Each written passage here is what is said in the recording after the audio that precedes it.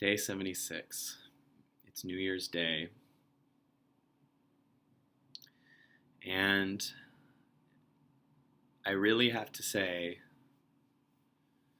that by meditating for 76 days in a row, at least 2 hours a day, I guess a couple days we didn't quite hit 2 hours because I fell asleep or something, but the best I could. It definitely was significantly different. By doing this, it took me to another place. It didn't take me to having a problem and hoping meditation could help me fix the problem. You know, like my job sucks. How can I get this promotion? Or I'm low on money. How can I just get a little more? Or this relationship sucks. How can I get it just to work a little better?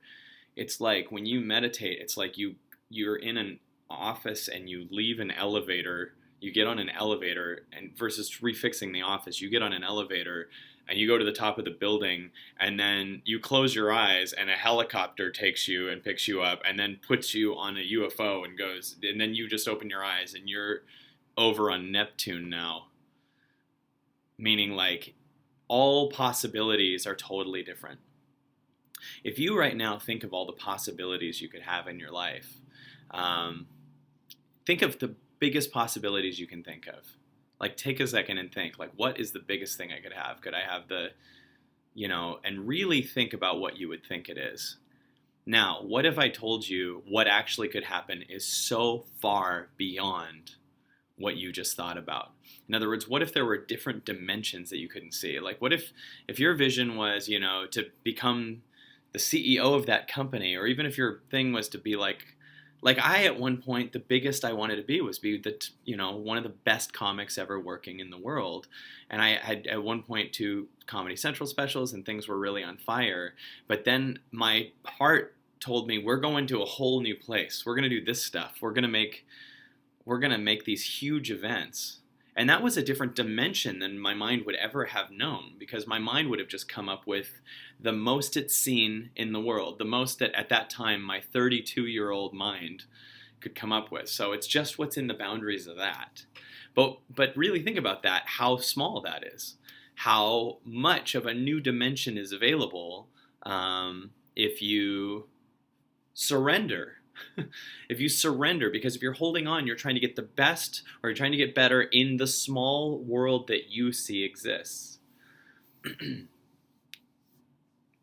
So meditation helps you, if you do it in a way that really allows you to access that part of you. Meditation helps you delete all of the stories of even the best case scenario.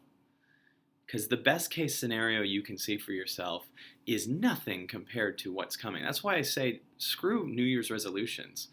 Go find and remove from your soul all this stuff. I said this a little yesterday, but remove from your soul all these limitations. Because the biggest thing you can see about yourself is a limitation.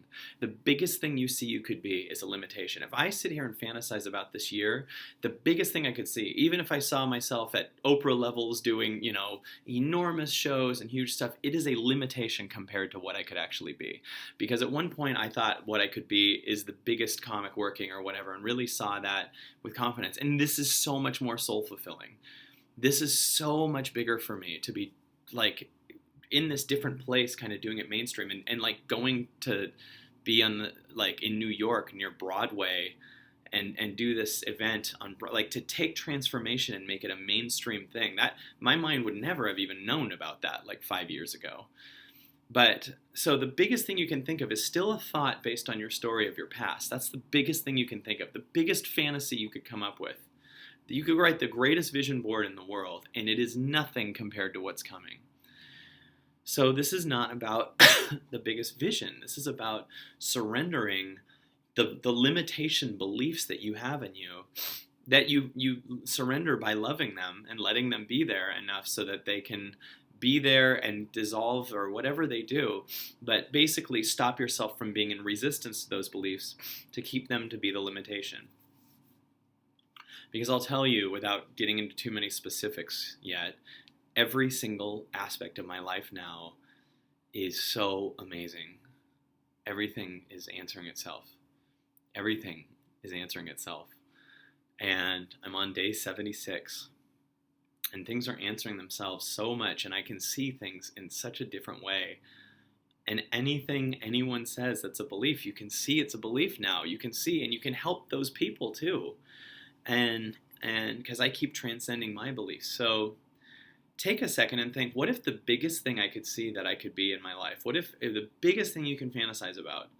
Think about what you would think about. It would probably be even the biggest thing you could think about is probably what's been done, like have a Martin Luther King type life, or have a Gandhi life, or have a, whatever. But there's also your life that could be a whole different bar than those people. And by the way, those people, Gandhi and Martin Luther King, and they were always in that meditation and always connecting to soul and always seeing things in that same multi-dimensional way, where they could see what hadn't had happened before, and they could bring that to the world by staying in the moment and not fantasizing about the big picture, but by just letting the moment say, look, we're going to go. So really think of it this way. If you're on the first floor and you're in and that's your belief system, the first floor, you don't know that there's other floors. Your life's decision is, how do I fix everything on the first floor? What's the best I can see this room? And you're like, whoa, I could have, I don't know, like just the most amazing comfortable chairs in here and the most beautiful, it's such a stupid example, but I could just repaint the place and have the best carpeting, and it's the most comfortable place in the world. I love this room. I'm going to make it amazing. And then you meditate, and it shows you an elevator that goes to other floors, right? And you're like, oh, I can't believe my fantasy was just about the first floor. So you meditate, and here's another floor, and it's totally bigger. And then you're like, wow, look at this place. And then you meditate again, and it takes you out of the building. Now you understand that there's a ton of floors you haven't even seen. But so when you meditate again, it's now outside of the building. And you're like, dude, there's like several buildings on this street. You meditate again, and you back up, and you see like the city. You meditate again, it's like the whole state, and then the country, and then the planet, and then other planets. And it takes you to possibilities where you feel in alignment with a much bigger spectrum of stuff. So if you're in a goal, if you set a goal, often that goal, I'm not talking about intention. Intention is what I'm doing here with my intention is every day to surrender and allow new stuff. But a goal is like, I want that one thing. And that one thing you see is only what is in your mind as something that's doable or possible to get in this world. So that's the best on the first floor. And if you allow yourself to meditate, you allow yourself to surrender, you start to learn different dimensions. Oh, there's other floors. This is a whole building. There's several buildings. There's a whole street, the whole thing. So then your goal isn't to be the best on the first floor once you're in the universal place. That's just silly. You don't want to shrink yourself and go back in. You're like, no, I'm going to do all that stuff, and the byproduct is that first floor will be taken care of. So that's what's happening. Magic. Really magic. Crazy things are happening. And if you're in New York in February, please check us out at the New World Stages. We're doing 2 to 2.5 hour versions of Evolving Out Loud. So it'll be more like a show, and I'm going to create an entertaining thing with the transformation and kind of keep it both structured and off the cuff to like keep it kind of a really fun thing. But we still have our January event that's sold out, and then April's selling like crazy. But if you really want to lock the New Year's resolution in good, grab tickets to February in New York or April. And don't let your limitations stop you. If you feel a calling to do it, do it. Join us. You're going to love it. Happy 2016.